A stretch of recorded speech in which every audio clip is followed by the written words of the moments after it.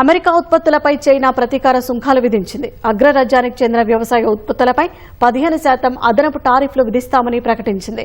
America నుంచి తమ దేశంలోకి దిగుమతయ్యే చికెన్, గోధుమ, పత్తి, కార్న్పై అదనంగా 15% సుంకాలు విధిస్తామని చైనా వాణిజ్య శాఖ తెలిపింది. సోయా, పోర్క్, బీఫ్, సముద్ర ఉత్పత్తులు, పండ్లు, కూరగాయలు, డైరీ ఉత్పత్తులపై ప్రస్తుతమున్న సుంకాలను 10% పెంచుతామని పేర్కొంది. నూతన సుంకాలు ఈ నెల 10 నుంచి అమల్లోకి వస్తాయని చైనా వాణిజ్య శాఖ వెల్లడించింది. అమెరికాకు చెందిన 10 రక్షణ రంగ సంస్థలను డ్రాగన్ బ్లాక్ లిస్టులో పెట్టింది. ఫలితంగా అమెరికా సంస్థలు చైనాలో పెట్టుబడులు పెట్టేందుకు అవకాశం ఉండదని అంతర్జాతీయ మీడియా పేర్కొంది. ఆ సంస్థలకు చెందిన సీనియర్ ఎగ్జిక్యూటివ్లు కూడా చైనాలోకి ప్రవేశించేందుకు అవకాశం ఉండదని తెలిపింది. ఇటీవలే చైనా ఉత్పత్తులపై అమెరికా 20% సుంకాలను విధించింది.